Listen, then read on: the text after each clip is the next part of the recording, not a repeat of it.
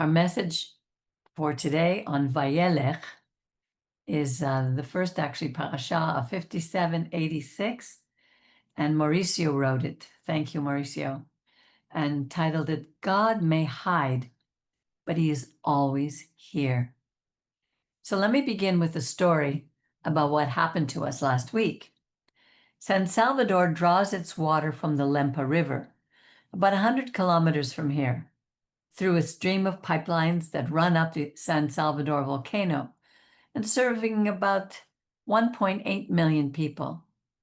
When we open our taps, we don't always realize all the work that goes into our water supply and how fragile pipelines can be until some accident happens.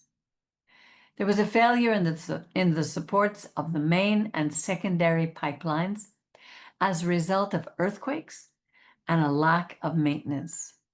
This caused them to collapse into a gorge about 20 to 25 meters deep. To make matters worse, it happened in the early hours of the morning on Sunday, September 14th. By the 15th, an emergency repair had been made, but it was inadequate. When the system was turned back on, the pipeline collapsed within 4 hours because it lacked the proper supports. The high pressure caused a vibration that cracked the pipes even further. Reparation was tortuous for everyone. For the government, which due to public pressure, fired the president of the water supply company, and of course for the people who had no water until Monday, the 22nd. The work was arduous and lasted 24 hours. Proper supports had to be installed. Pipes had to be quickly manufactured, and new plans for the water supply had to be formulated. On a personal note, I suffer from OCD. I became stressed out and I lost my shalom, my peace, due to the mess, especially in the kitchen. Dirty dishes piled up, sleepless nights, awakened by the lights on all night, and the injustice of it all, but also the lack of water. We use water on average 6 to 7 hours every day, so we store reserves in case of an emergency. And the complaints.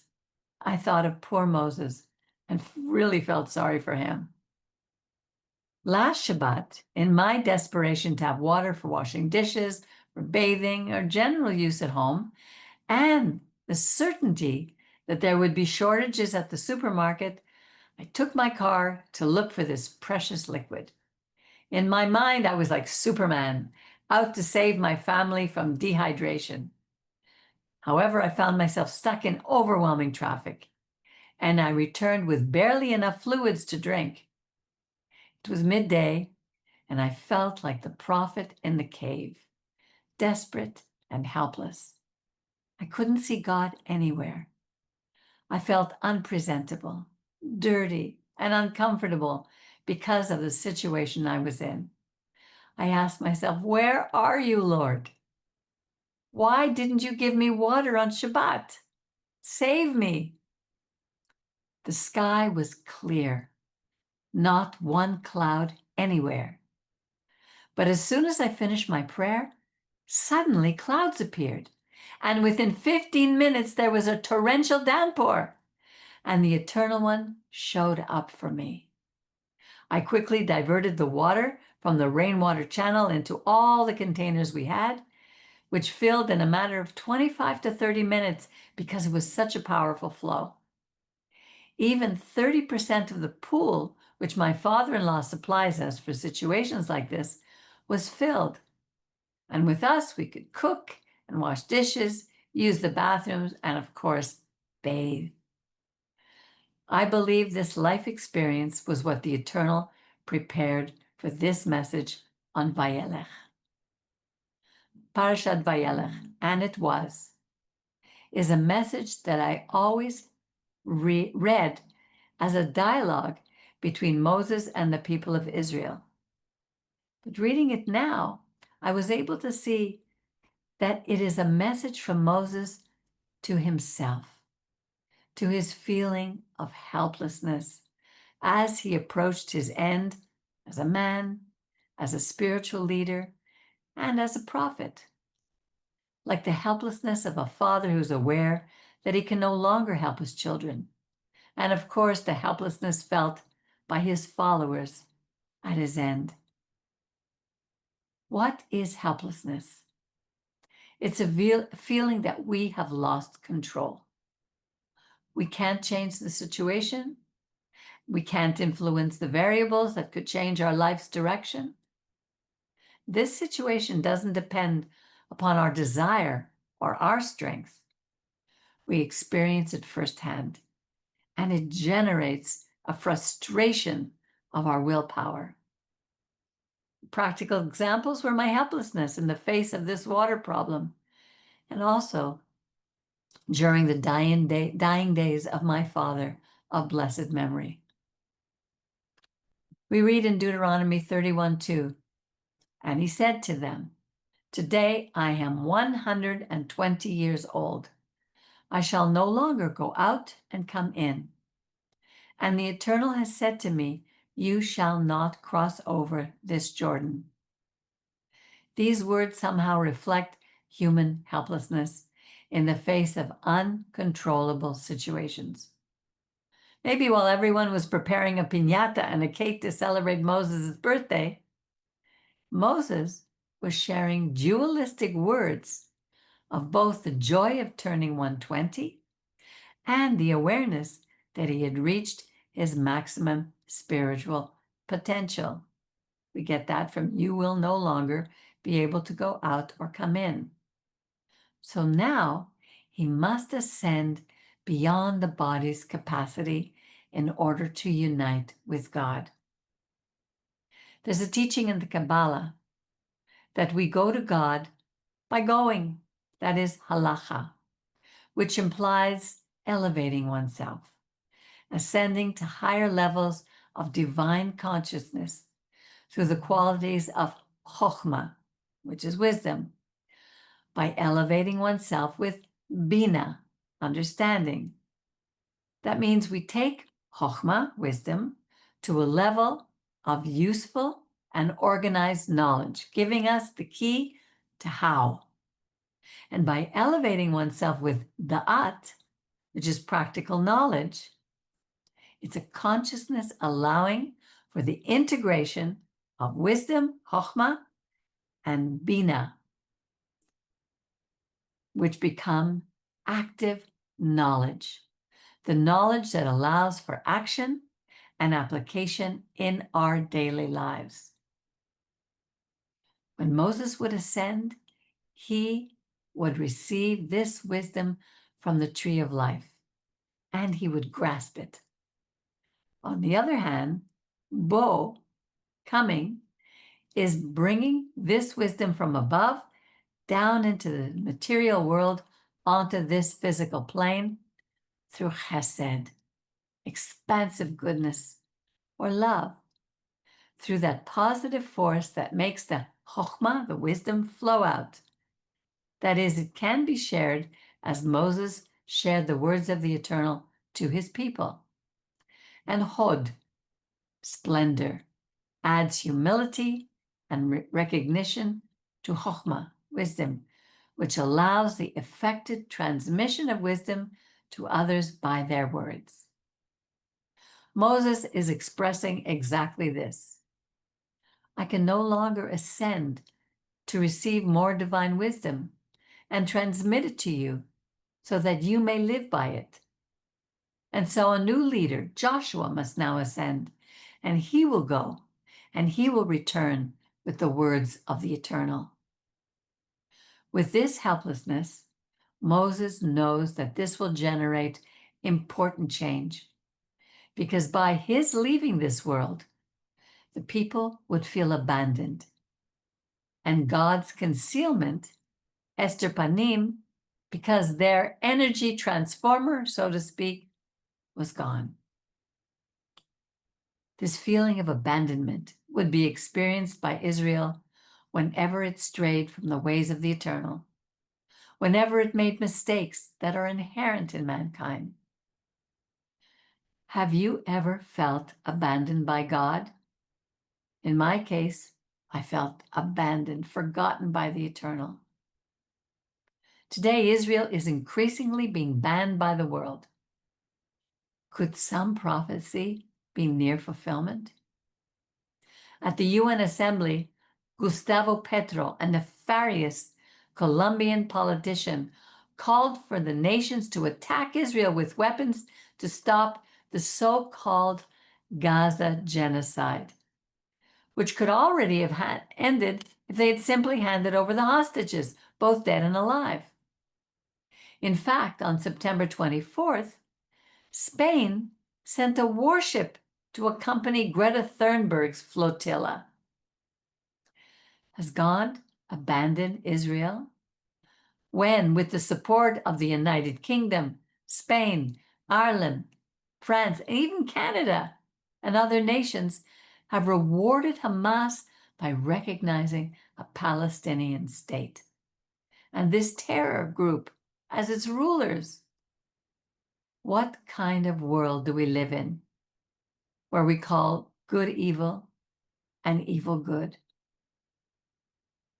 Where words are discussed with violence, hatred, and weapons, but not with words? Micah 7:18 says, "Who is a God like you, who pardons the avon, the iniquity, and overlooks the pesha, transgression of the remnant of his inheritance?" Usually these two words, avon and pesha, separate us from God. And although he is always there, these two words delude us into thinking that God has simply hidden himself. Avon, iniquity, is the instinct that makes us twist and deviate. It's the inner weakness that allows for moral distortion. It's what stains the soul, but is instinctive. Unlike pesha, transgression, which is like crossing a border that we know is illegal to cross, like the southern border of the United States, which has been crossed over by so many undocumented immigrants who knew that this was illegal and punishable. Yet they still decided to cross the border. That is conscious and open rebellion against the will of God. And notice that the prophet uses two words, soleach, forgives, and avon, it overlooks, the pesha. That is, it leaves us without a trace of evil, transcending it with compassion. And it reestablishes our relationship with God and cleanses our uncontrolled instinct. It's no coincidence that the prophet says in Micah 7, verse 19, he will cast all of our sins into the depths of the sea. It's because with this attribute of mercy, he makes even a trace of sin disappear as if it had never happened. The sea is also a symbol of concealment because whatever falls into the sea is no longer visible. We know the Titanic is in the Atlantic, but we can't see it. And if we try to find it, we risk dying in the attempt. Likewise, let us look not for our own or others' Titanics in the depths of the ocean. Micah does not simply say that God forgives our transgression, but that he casts them into the sea, to teach us that by doing teshuvah, we not only correct the past, but God also dissolves our mistakes. You and I may be at that point in our lives where we cannot ascend and return from the divine presence, and where God may be hidden. However, in the midst of the darkness, I close with the words for this Shabbat Shuvah from Micah 7:20. You will show the truth of Jacob, the loving kindness of Abraham, which you swore to our forefathers from ancient times. At first glance, it sounds very poetic. But wasn't Jacob singled out as a deceiver? Does it speak about the truth of Jacob? Was Abraham's loving kindness lost when Lot was rescued from the kings of Sodom? What are the ancient days? This comment surprises me from people who haven't read the Torah in context, but gives us hope amidst God's concealment. Jacob was refined through the trials he endured during his life. So he deserves to bear the seal of the Eternal One of Truth, since he ceased to be Jacob and became Israel. Abraham was the root of chesed, mercy, because he revealed that mercy. He revealed that mercy must have the quality of justice, the capacity to pray for people who do not deserve mercy, as when he prayed for the salvation of Sodom and Gomorrah. It is a call to unconditional compassion, to free and infinite love that you swore to our fathers, Abraham, Isaac, and Jacob, from ancient times.